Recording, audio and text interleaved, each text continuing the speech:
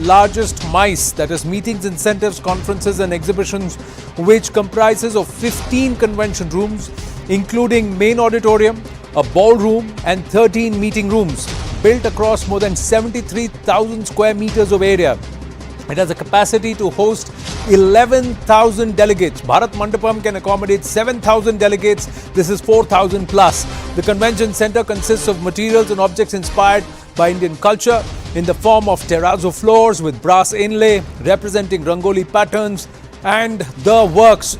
There are many who say Bharat Mandapam will be dwarfed by Yashobhumi. We are waiting for those pictures. Meanwhile, the Brookings Institution analysis has given a thumbs up for Modinomics. As per the analysis, India's per capita income is set to grow. The per capita income will grow 3.5 times faster than China. The Brookings analysis says this signals reversal of fortunes between India and China. And China is on the wane, India is going to be on the up, and this is a trend that's been witnessed over the past few years. Also, India's first solar mission, Aditya L1, successfully performed its fourth earthbound maneuver. The new orbit attained is 256 kilometers by 12,173 kilometers. The next maneuver is the Trans-Lagrangian Point 1 insertion, a send-off from the Earth. The next maneuver is scheduled for the 19th of September. So all of that is happening with Bharat, ladies and gentlemen, but there are those who continue to harbor the thought and the desire or perhaps the obsession to bleed Bharat with 1,000 cuts, so much so that they have resorted after drugs, after arms and ammunition to even now send terrorists using drone. That's the mega CNN News 18 exclusive. We begin this edition of The Right Stand with.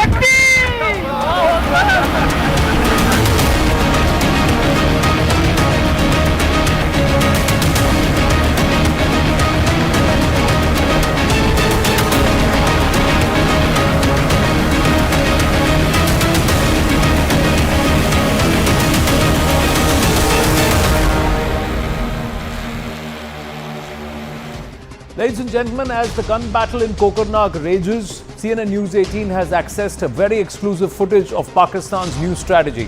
Exclusive videos accessed by CNN News 18 shows how terror group Lashkar-e-Taiba is actually testing the capability of dropping terrorists into the Indian territory via drones that can carry payloads of up to 70 kilograms, ladies and gentlemen. Now, this is the first video. This video is a nighttime video. And the reason why we are starting with this is because this is inside the Lashkar camp when around the time testing first began. And this is some time ago. We must say that this is some time ago. And where you see a Lashkar cadre who's tied to a harness and from his waist and the groin and into the center of the core of the drone and is hanging on to the two railings, and his hands are also strapped. And there are 5 people holding on to the rotors of the hexacopter and allowing it to rise up and see how long is the hover time. Now, experts believe this hexacopter is the one used for pesticides over huge swaths of fields. But this is now being retrofitted to see if it can carry a human being and how long can it ferry. So this is the early time of the this video. It's in the night. And they are trying to see in this light, can it be maneuvered? How can it happen? And it's being done in the night. Now, let's keep this video here. From the night, see the perfection. What happens, and if we can go on a long shot, we'll show you the 2 videos. And you'd realize that's where they're still figuring out how to get through it. And then how do they slowly get into perfection? Now, look at this daylight pictures. And in this video, what you will see very carefully is that it looks like a box, right? You don't know if there's a person sitting here. You can see the feet hanging now, and there you go, bang. The person jumps onto ground, and the height is about 10 to 12 feet or 15 feet, and it's into a pond. Otherwise, it could be onto soft ground on a meadow where this jump would happen. It will be practice. That's the height that the drone will come, and it's at a place where there is nobody else to hold on to the drone for the human being to come out. But this is how they are practicing it. And then there are cheers of success and chants that are raised. We'll play out that entire video when this attempt has happened. So this is after traveling a distance within that entire camp area and to try and see how to get the landing. So you take off, and then there is a cubicle or a harness which is being put. There is a rail where this person is actually sitting huddled like that. And that's why the person is about 5.6 feet or 5.7 feet and weighing between say 55 to 65 kilos. The payload that this drone can carry is about 70 kilograms. Distance it can travel is about 60 kilometers. You do the math, ladies and gentlemen. What is it that they are able to do? I'll just play out quickly the video, and then we'll try and tell you some more details and show you a map graphic as to where they are actually going to come into Bharat, which are the regions which they are actually targeting in terms of flatlands where the drones can fly as the crows fly. Have a look at this video with the audio on it and listen to what they're saying and what they and the response when this jump happens.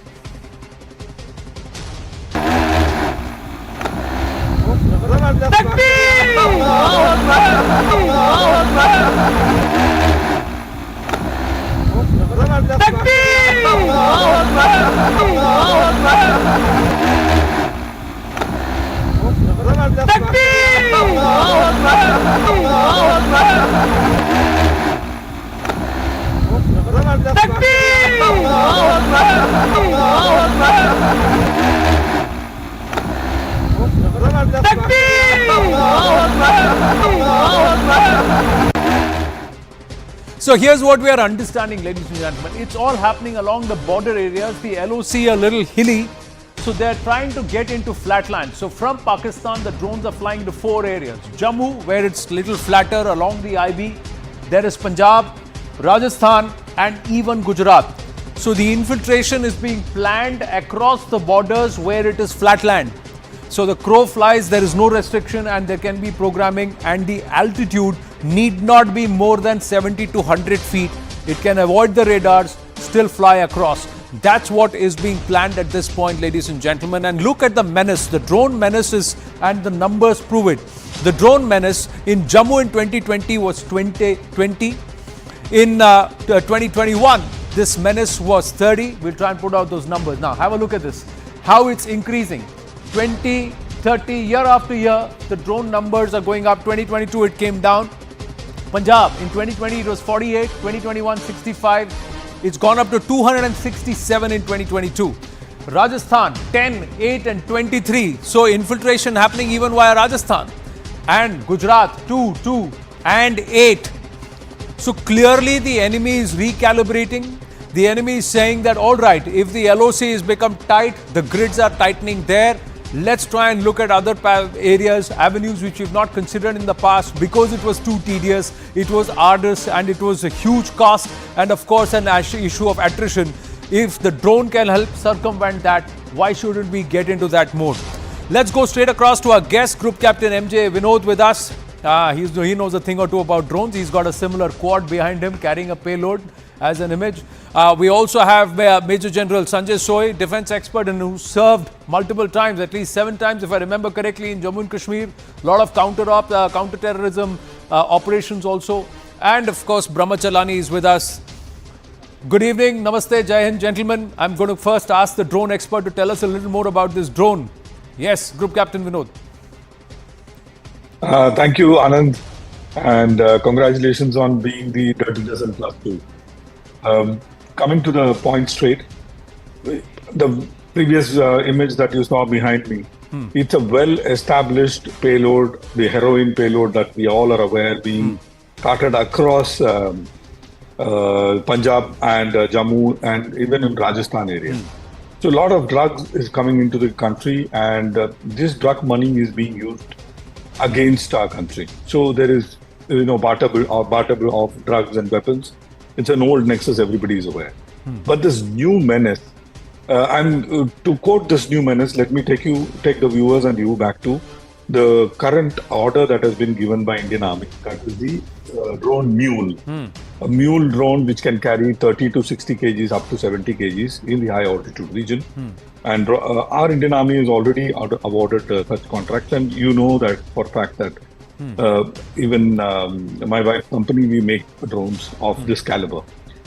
And right behind me is this image where this particular human carrying drone was used to recover an electrical engineer or an electrical repairing person who got stuck in a electrical line in one of the countries. So the carrying humans across 5 to 7 kilometers is not a big deal today with the kind of drones that is available. The problem statement is, how do we pick up this drone? The radar cross section is very, very low. As you can see behind me, they all are made of pipes, carbon fiber pipes, or sometimes even fiberglass, which is radar transparent. The only metal part in this whole thing is just those motors, and the rest everything is either carbon fiber or fiberglass. And very, very low cross section. At night, like you put out that thermal video, it is impossible to visually see it. So the only way to triangulate them is what we use in the General will bear with me, in the Cauvery, using the microphones, which are special, spaced at different locations, and we'll be able to triangulate. With sound for such a caliber of drone, we will be able to pick them up at definitely more than 1 to 1.5 kilometers away, and we should be able to prosecute them using high rate of fire zoo guns or something like that. Let me just quickly ask you, Group Captain Vinod, you said that there is the feasibility, or these are instances where 5 to 7 kilometers drones have actually ferried a human being, saved a life, someone in distress, or to a high altitude where it is easier, difficult to reach. It's already done. But as the crow flies across the border 50 to 60 kilometers or 25 to 30 kilometers, because to traverse the border you'll have to do that at least that much of a distance. What height? At about 60 to 70 feet, because oxygen, and you'll have to have certain level of breathability and still ensure that you don't clash into some other birds, etc. Because that's what they're trying. Is it possible for Pakistan to ferry or fly somebody from their side to our side via drone? No, let me make it very simple, and General will explain it even better. See, all along our border, it is not continuously, or it is not monitored like, there are gaps in the border area where you just need to hop across. 5 to 7 kilometers, Anand, is a huge distance on ground, especially close to hills or close to what we call this, the lower plains of slightly north of Sangam.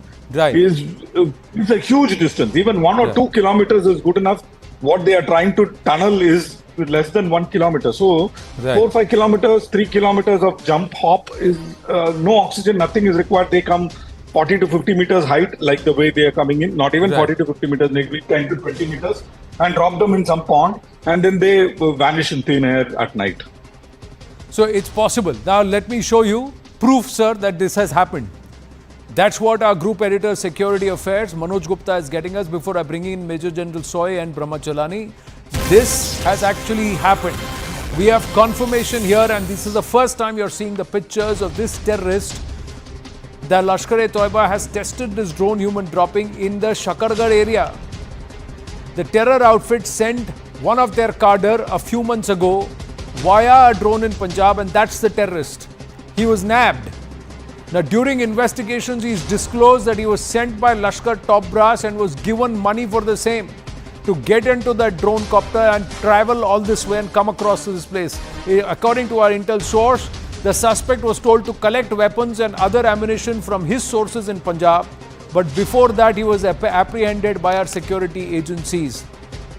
So that's the picture of this person who's physically being transferred in a drone. So the testing has also seen an actualization onto our soil, ladies and gentlemen. Major General Soy. Absolutely. In fact, Anand, I would say that this is a very, very dangerous development. Though the drones, passenger carrying drones have been there since 2016, China had developed that Ehang drone, and they are being used as a concept as air taxi or evacuation of casualty, and especially when the drones are being used to carry commercial items. So naturally, some modification with additional modification like this kind of crude modification is there. They can be used to carry humans also. And obviously, India has got more than 3,300 kilometers of border with Pakistan. And in Rajasthan, in Gujarat area, it is very difficult to man each and every inch of border. So it becomes a big challenge for the security. Though that is why this is you had rightly brought out, Anand, earlier that since the J&K border is effectively sealed, they are finding it difficult to infiltrate through ground route or even through the drones. That's why they are shifting to Rajasthan or Gujarat. Even Punjab is also quite controlled. But yes, drones is possible because as group captain, we know that brought out that very small radar signature and low flying capability is there. So this becomes a very dangerous development, and we got to definitely take care of this angle. We have seen what happens in Russia-Ukraine war. Very difficult to detect. The Ukraine has been using drones very effectively against Russia. And same thing is happening by Russia against Ukraine. In spite of all the air defense system, in spite of all the modern systems deployed, drones are able to get through and go right up to Kremlin or Moscow or deep inside Russia. So it's a very big challenge, and I think only way out is to make for each infiltration, to make Pakistan pay for it, pay for the crime, like what happened, that kind of casualties which you have suffered. That's the only way we got to be proactive. And I would also say that we are also working on it. And I think a Varun drone was developed by one private vendor. And that is also, I think, under procurement by Navy. But it's a big challenge, Anand. It's a big challenge. Brahmacharani, when we are acquiring this, we are doing for a humanitarian purpose with the intent to safeguard, save lives, and to also use technology for the benefit of humanity. Here they have got only one intention: bleed India with 1,000 cuts.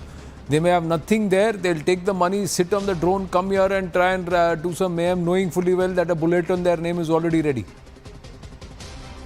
You're absolutely right, Anand. Innovation is how Pakistan is seeking to sustain its campaign of state-sponsored terrorism against India. This crisis-battered country is sinking deeper into a hole. Its economy is on the verge of collapse. The IMF is warning of exceptionally high economic risks in Pakistan. Yet, Pakistan continues to weaponize terrorism against India. In fact, it's trying to normalize its weaponization of terrorism. And the loss of an Indian Army colonel, a major, and a police DSP raises the issue as to what, for example, the Prime Minister said some months ago. He said there must be a cost imposed upon countries that support terrorism. Yes. We need to take the battle to Pakistan. We need to take the battle to Pakistani territory. And if we try to defend ourselves by various means, because Pakistan will continue to innovate, continue to find gaps in our defenses, then that will impose severe costs on India. We need to take the battle to the Pakistani territory in order to impose insufferable costs on Pakistan. Now, just think, of one fact. Pakistan is 7 times smaller than India demographically. Yes. 10 times smaller in GDP terms, and has a 6 times lower military spending than India. But it makes up for the power asymmetry with India through stronger political will. Imagine if Pakistan's economic and military power had been close to India's. It would have inflicted much greater harm on India. No, they I think we need to stop playing victim. We need to really impose costs. Not just costs, sir. We need to erase that line that doesn't exist. But that's a lot of issues are because of that line that is called the LC there. That line does not exist, that sovereign Indian territory, and we've allowed that line to exist without it should be there for a while now. You talked about political will. Here it's a democratically elected government and a political will. There it is a military establishment that controls the strings. Even now that caretaker government is dancing to the tunes of the military establishment. So that's where the difference is. It's being driven by a military obsession that they cannot forget the ghosts of 71. They have not been able to avenge that insult at all. And it still haunts them. And then now it's become an obsession because they have no other agenda. Because they have no other story to tell or sell. General Soe. So how do we sort this out? What's the option? Because today this is one drone. What stops them from sending 100? We'll shoot down 50, but 50 come, they get down in Gujarat, drop off in Rajasthan in the desert, and somehow make their way into a train and find their connectivity, find their routes back into Jammu and Kashmir or back into wherever they want to go ahead and do their task of a fidain. Absolutely, Anand, and I was also saying the same thing which Professor Brahmachalani has said, that we got to impose cost on the Pakistan, and I mean ultimately they are the one who are behind the scene. I mean they are LET or militant organization are just puppet in their hands, and at present situation is such that with the poor economic condition, the people are suffering because of their own deeds. They are trying to maybe divert attention, and after G20, again when the India got such a dominance and such prominence across the world, probably this is the issue, this is the only way they are trying to draw attention to Kashmir issue. And only way is to be proactive, and frankly, Anand, I must say that our thought process has definitely changed. We are proactive, and whether it was after Uri we did the surgical, or after Pulwama we did Balakot, and after these incidents, I know we got to do something different, and we will do something different which they cannot imagine and they can't think of, Anand. Well, I'm just going to go full frame on the wall with Group Captain Vinod, because he's actually got that image of that person right behind him hanging off a drone, which is again a hexacopter. But that seems to be a planned one. And somebody hanging onto it maybe to save that person's life. But here it was created, there was a cubicle that was created, Group Captain Vinod. How was that done? No, come here please, towards Group Captain Vinod, and if you can just cut him on a single. Behind Group Captain Vinod is the image that I want to have a look at. So, yes. Now, how do we counter this? Should we then have small suicide drones, let's call them that, fidain drones that go there, drop, and finish off these camps once and for all? A wonderful question, Anand, and I would request your indulgence for 2.5 minutes. See, I mean, we make drones. So our company and another company called Green Robotics have recently come out with something called Indrajal. I'm sure it made a big news in last week.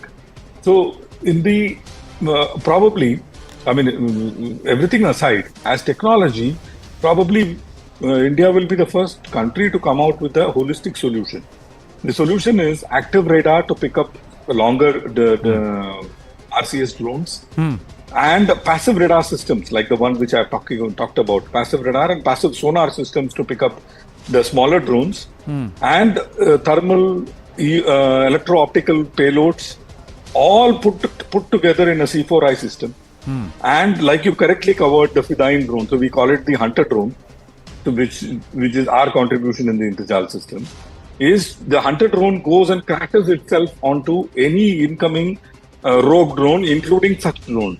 And when hunter drone goes and crashes onto them, the person or the payload, it could be drugs or guns or whatever, and that drone is gone forever. So that the drone cannot be carting people. And most importantly, Anand, is artificial intelligence, machine learning driven decision support system and its associated hardware. That is where India is leading the way as far as anything is concerned. I mean, we are IT giants, you know that.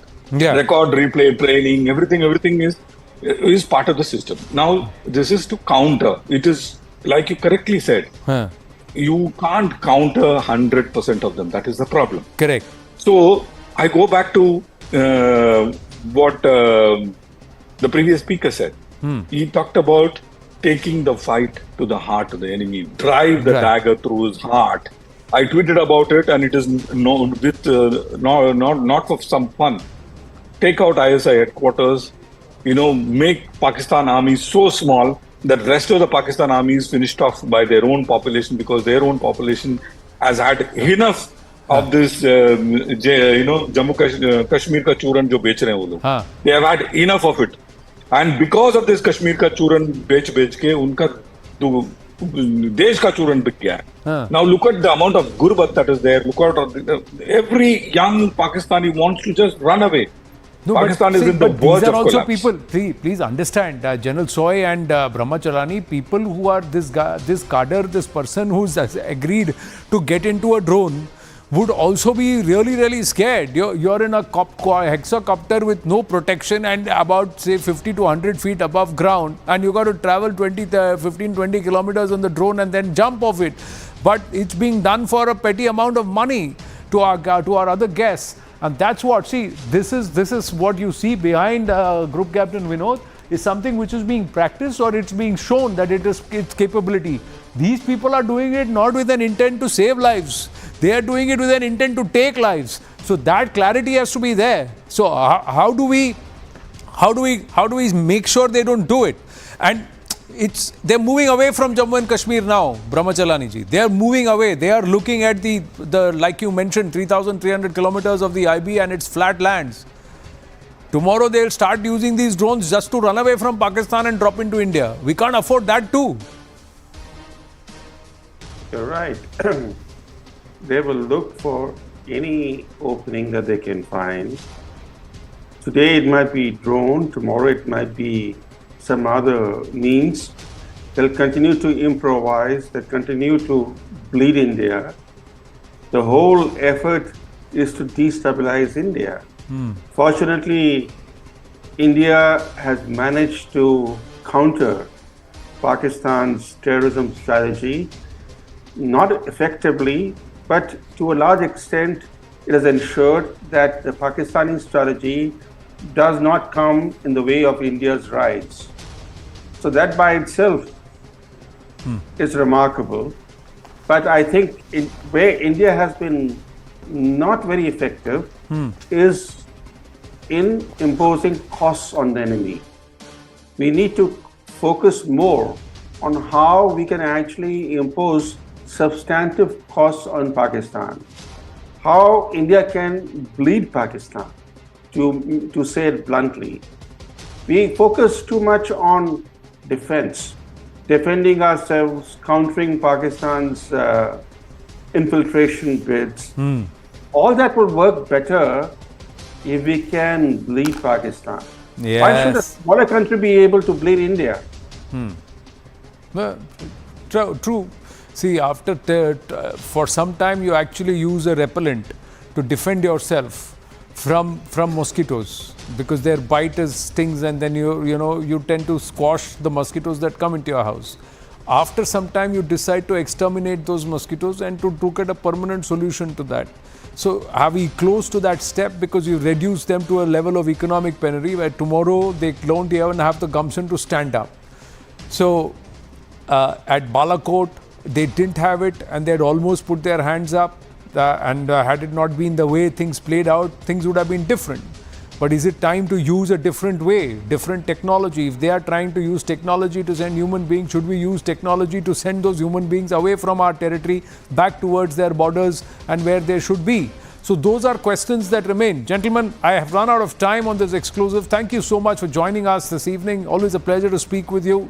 We're going to take a very short break, ladies and gentlemen. When we come back, this whole attack on Sanatan Dharma, has it really backfired?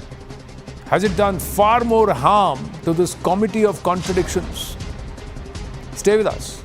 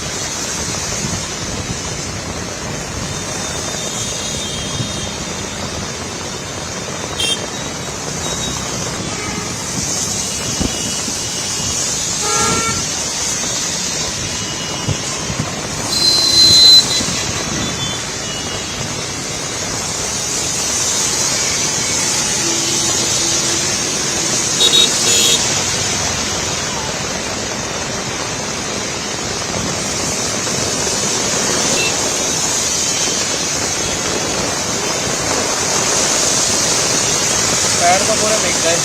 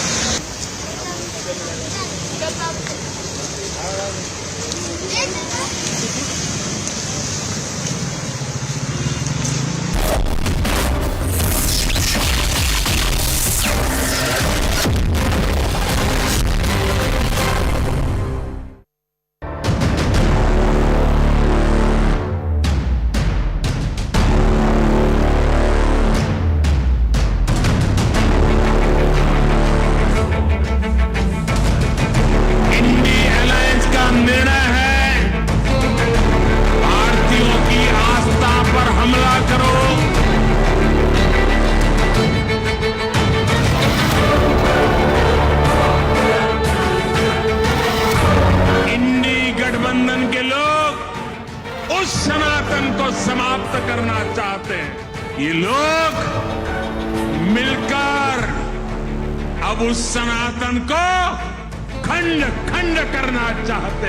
देश के कोने कोने में हर सनातनी को सतर्क रहने की जरूरत है।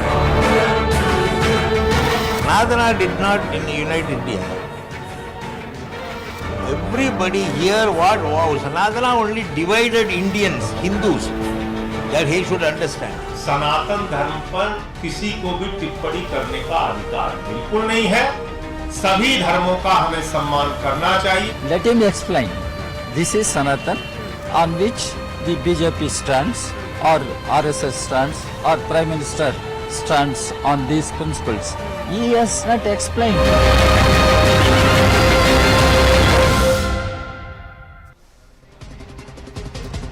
So, the left wants the Prime Minister to explain what is Sanatan Dharma.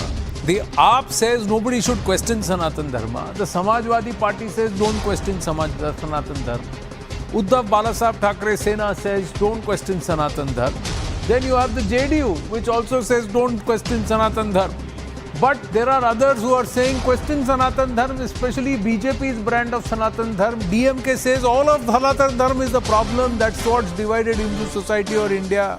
All these aspects have said, has it actually backfired, ladies and gentlemen, for these erudite people in public life who should have so much of knowledge to have totally no clue or have gone all over town and all over what actually is Sanatan Dharma? We're waiting for Sanju Verma, national spokesperson of the BJP, to join us. Pawan Verma, author, also to join us in a bit. But first, I'm going to go across, as I say, namaste, to Swami Dipankar also, who's joining us this evening. Swami Dipankar, namaste. You're not just a doctor or you've studied science, but you're also into spiritualism. So let me first ask you, you are on ground telling people that you should always remain with Sanatan, don't leave Sanatan. On the other hand, there are people who are saying, forget about Sanatan, we need to eradicate Sanatan. So please explain what is Sanatan Dharma.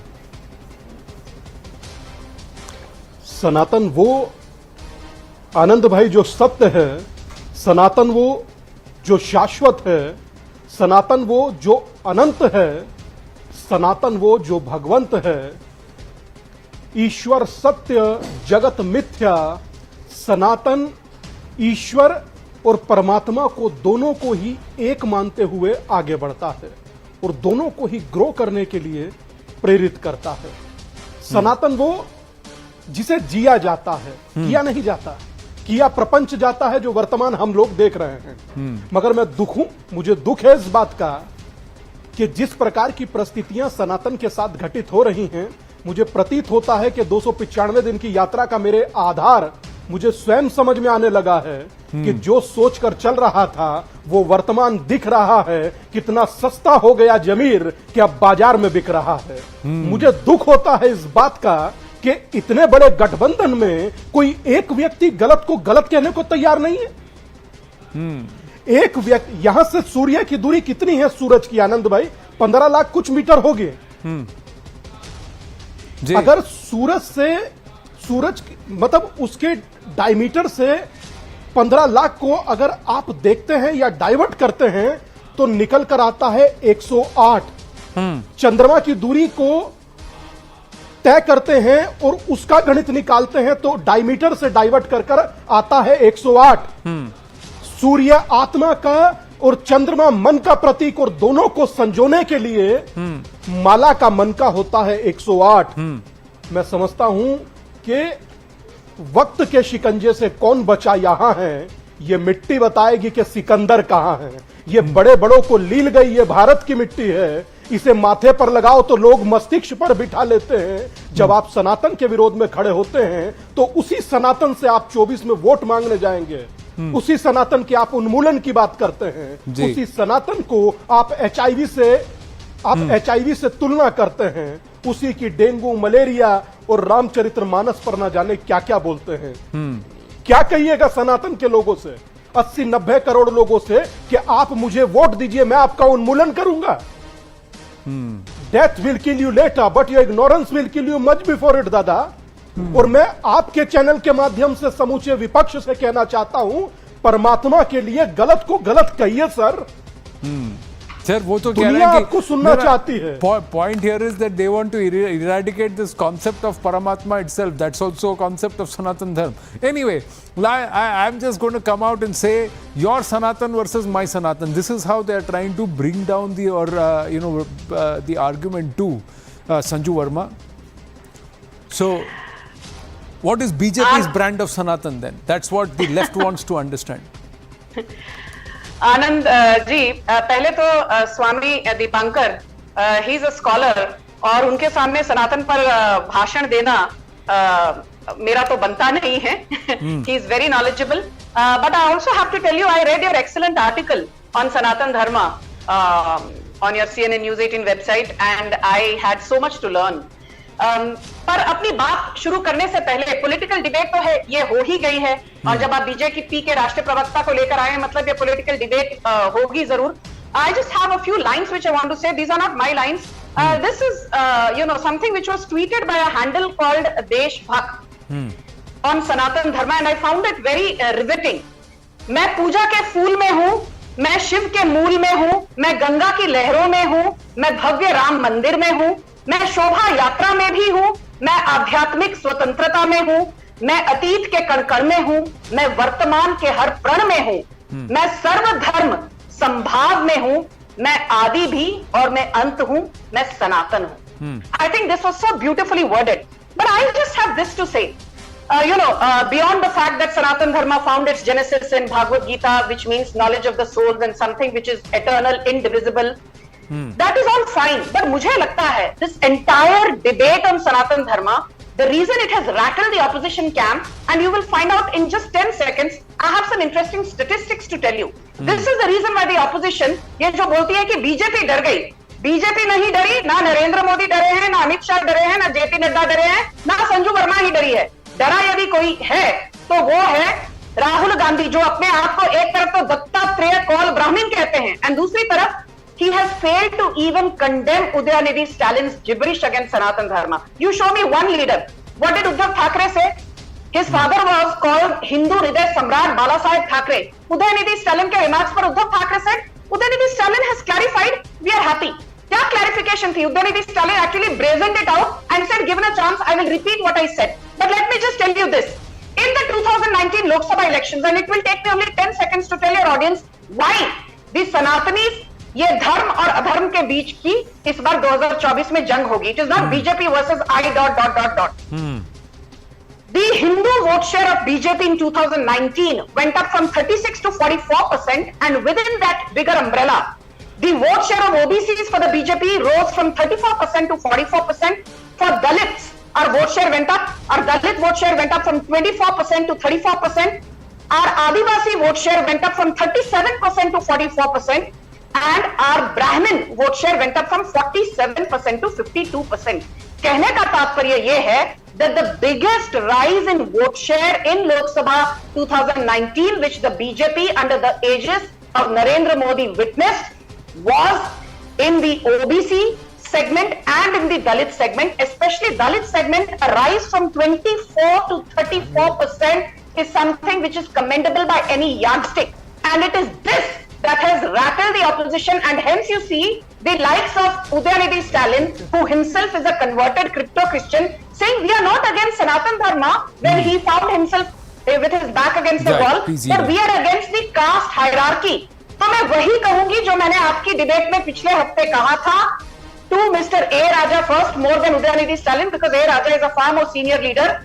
Mr. Raja, you have been contesting 3 Lok Sabha elections, 2009, 2014, 2019, from the Nilgiri seat, which is a reserved seat for scheduled castes as in Dalits. If you really believe in a casteless society, if you really believe that a caste hierarchy should be eradicated, then I would request that have the audacity, have the courage to not contest 2024 from Nilgiris, which is a seat reserved for Dalits and not for crypto-Christians who technically do not come under the definition of scheduled caste. No, not just that. The fact is, they say that because of caste we left Sanatan Pratha, but it's with caste that they are contesting elections.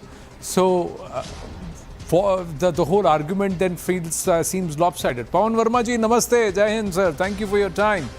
Please tell me, sir, as this whole Sanatan Dharma attack, is it not going to backfire in this committee of 26 parties? You see, let me sum up my views. Ji. First of all, I unequivocally condemn the language used by Udayanithi Stalin to compare a great religion like Sanatan Dharma to mosquitoes, dengue, corona, etc., and even worse, HIV, is in my view totally unacceptable and outrageous. What I can put in perspective is that Tamil Nadu as a state has 89% Hindus, of which 70% are OBCs, 20% are Dalits, and 1% are scheduled tribes. That equals 91%. I'm a very proud Hindu. I have my book, The Great Hindu Civilization, Yes, and Adi Shankaracharya, and many more. But let us accept one thing. The entire political movement in Tamil Nadu, evolution of it began in 1925 with Periyar, Yes. who founded the Self-Respect Party. It's not that they were not Hindus, but he founded the Self-Respect Party, which later merged to become the Justice Party, from which the Dravida Kazhagam was born, and which then later bifurcated into DMK and Anna DMK. Yeah. And that movement was against religious social evils, including exploitation and oppression, and the hold of the Brahmanical class on this institutional inequity. When we say Sanatan, we say it is Sanatan, and I have written at length on this, because of the profundity of its thought, its cosmic insight, its conquering eclecticism, its maulic soch, power of original thought. But what is not Sanatan in Sanatan Dharma are some of the social evils which greatly need reform. And by the way, Mahatma Gandhi, Swami Vivekanand, Jyotiba Phule, etc., we know. You'll be surprised who wrote the most, perhaps, and passionately for social reform within Hinduism. And that was Veer Savarkar. Veer Savarkar has called 7 fetters of Hinduism, Yes. which he is critical, emphatically critical about.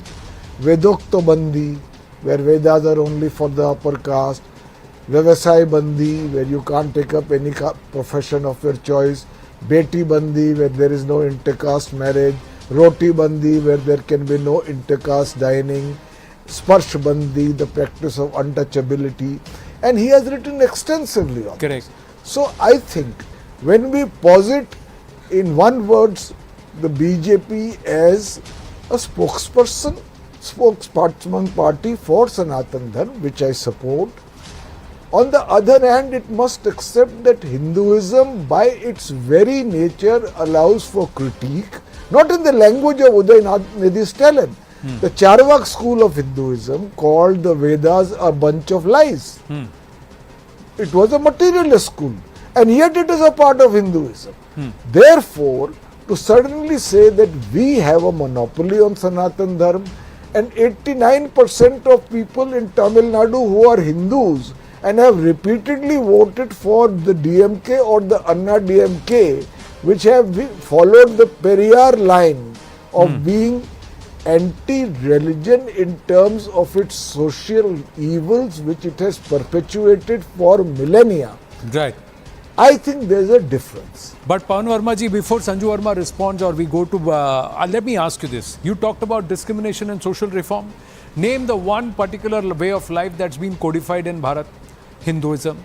Name the one religion, one way of life whose religious institutions are totally monitored by the state. It is again Sanatan Pratha, Hinduism. Name the one religion in whom most of the kuritis which you have talked about have actually been dealt away with. It is again Sanatan Pratha. Please tell me, sir, where has ever Sanatan Pratha been close to reform? On the other hand, sir, all the Abrahamic faiths have a free run. The Waqf has most amount of land after the government and the army, the armed forces in our country. The Waqf claims ownership of 70% of Delhi land on which our parliament is also standing.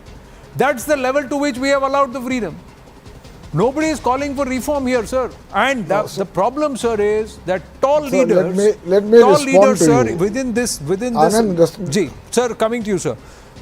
Tall leaders within the opposition have not called out or schooled Udaynidhi Stalin. Just like you took a position, they have not schooled the DMK or Udaynidhi Stalin for insulting Sanatan Pratha rather than calling for reform. Sir, 42% of the Christians in Tamil Nadu today are called Dalit Christians. Dalits are not allowed in the same church as some of the other sects in Christianity. Exactly. More separate church. So that's discrimination. So call out discrimination, please do. But not say eradicate Sanatan Dharma. Andimuthu Raja is a baptized Christian. Does he have any right as per the tenets of our constitution to abuse a dharma he does not follow? Please tell me, sir. You are far more knowledgeable than I am. You have raised the right questions. In fact, I have written at length, and even my writing has been endorsed by no less than Dattatreya Hospitaji himself, who read, as he said, my book, The Great Hindu Civilization, Akshara, word by word. I agree that there are many reasons for Hindu backlash. And I agree that one of them was minority appeasement, but I also accept that the pendulum swung to the other side, where Hindu majoritarianism appears to be a policy, is not right. But that's a separate question. I agree that we have a great religion, a great philosophy, and it needs social reform. As far as you're comparing Hinduism to the Abrahamic faiths, for which also I have great respect in many aspects, let me say, Hinduism cannot remain Hinduism by emulating or becoming a mirror image of those religions, because in essence it is not. No. Sir. And therefore, I condemn what Mr. Raja said. I condemn it. I condemn Udaynidhi Stalin, and I cannot speak for the other India Alliance partners why they have not done it. Correct. I am in no political party. No, I understand. But I am trying to understand the context in which but Pawan Verma, whatever be the context, repeatedly 89% Hindus. Whatever be the context, will any of these leaders say there is discrimination in any of the other faiths or non-Sanatan faiths, and that's why they need to be eradicated? They will not even come out and openly say there is discrimination. Sir, that's the level to which they are thinking that they can go ahead and abuse Sanatan, so much so the Supreme Court will reject an urgent hearing of an attempt to try and tell students to come out and have a discussion on why Sanatan needs to be done away with. Now, that's the level to which we are saying our tolerance is being abused. Am I fair or unfair in this, Swami Dipankar? And final word to Sanju Verma after that. Yeah. छोटी सी बात कहना चाहता था. जी. मैं एक छोटी सी बात कहना चाहता था. आज सुबह में थोड़ी सी स्टडी कर रहे थे तो नील्स बोर को पढ़े. बोले कि जब उलझता था क्वांटम की थ्योरी को देने वाले, और बहुत उनको स्टडी भी किए, वो स्वयं में भी एक दार्शनिक थे, तो बोले कि कभी जब कंफ्यूज होता था तो बोले मैं उपनिषद की तरफ जाता था. मैं कभी कभी सोचता हूं, और वो उपनिषद जिसमें सनातन की महिमा के अनंत बखान है, सनातन का अनंत बार जिक्र है. एक छोटी सी बात सुनता हूं कि हम लोग आज रामचरितमानस को भी लेकर लोगों के वक्तव्य को सुना जी. रावण बहुत विद्वान भी था, बुद्धिमान भी था, ताकतवर भी था, बल में भी और पैसे में भी, धन में भी. राम के पास एक सबसे महत्वपूर्ण चीज थी, और वो क्या? चरित्र. इसीलिए लिखा गया रामचरितमानस. और उस रामचरितमानस की तुलना साइनाइड से कर दिया जाता है. जीने वाली पद्धति को धोखा कह दिया जाता है हिंदू शब्द को. एक बात बहुत बहुत क्लियर है, बहुत स्पष्ट है, जो समझ में आती है मैं चुनौती से कहता हूं कि कोई एक धर्म ग्रंथ दिखाइए जिसमें जाति का जिक्र हो, कास्ट का जिक्र हो। और रोचक यह है आनंद भाई कि कास्ट शब्द भी भारत का नहीं है, पुर्तगीज भाषा से लिया गया है। मतलब a little knowledge is a very dangerous thing sir. कुछ भी बोल करके चले जाएंगे, कुछ भी बोलकर। नहीं सर, ऐसा नहीं है। There are paper. एक छोटी सी बात कहकर जी बोलिए। एक छोटी सी बात कहना चाहता हूं दादा कि वक्त तय करेगा कैसा किसका कर्म होगा। वक्त तय करेगा कैसा किसका कर्म होगा। इस बार का रण धर्म वर्सेस अधर्म होगा, यह तय है दादा। आप रहिए मौन। आप आध्यात्मिक होकर पॉलिटिकल और फिल्मी पंच लाइन भी मार रहे हैं, कह रहे हैं, और वो भी उस लहजे से कह रहे हैं। बट नहीं स्वामी जी, हाथ से please excuse me if I have crossed the line. ऐसा नहीं, मैं आपका बहुत आदर करता हूं। लेकिन Sanju Verma ji, there are somebody who sitting abroad has said they have read the Gita, they have read many Upanishads, and they say there is nothing Hindu about the BJP's, ma'am, and that the BJP cannot do the thekedari about Hinduism, while there are people within their own alliance who are saying do away with Hinduism. So please tell me. Anand ji, maybe you have some compulsions, but as the national spokesperson of BJP, I am not going to hold back my punches, and I just have to say this to Rahul Gandhi. ना तो आपको उपनिषद का आपने you पढ़ा है, ना तो आपने पुराणास का पी पढ़ा है, ना तो आपने भागवत गीता का ब पढ़ा है, ना तो आपने रामायण का आर पढ़ा है, ना तो आपने वेदास का वी पढ़ा है। तो Rahul Gandhi, has the habit of blabbering gibberish on foreign soil because that is something so typical, ingrained in his DNA. But going beyond Rahul Gandhi, I want to ask Rahul Gandhi's close ally, the DMK.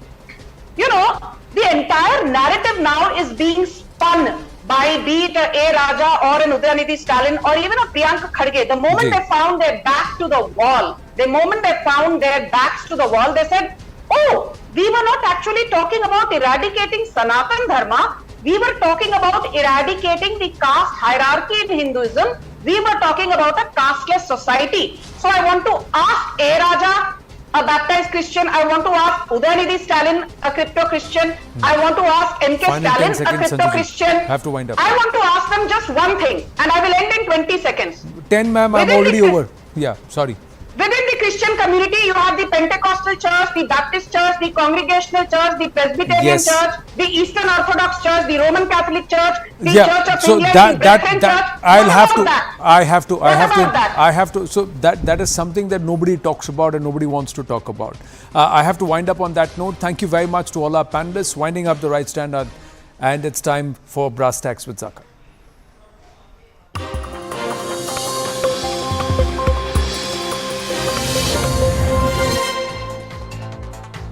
Good evening, this is Brass Tacks. I'm Zaka Jacob. The encounter in Anantnag in Kashmir continues. 3 of our brave soldiers have been killed in action, including a commanding officer, a major, and a deputy superintendent of police. Now, make no mistake about this. The cowardly terrorists who have most likely come from the other side of the border from Pakistan, they have resorted to taking refuge deep inside the jungles in South Kashmir, in Kokarnag, right after this encounter. We need to ask ourselves a very basic and very simple question. Has peace really returned to the valley since the abrogation of Article 370? Yes, the data does indeed point to the fact that the number of terrorist incidents has come down and come down quite substantially. The number of infiltrations has also come down quite substantially. But is the problem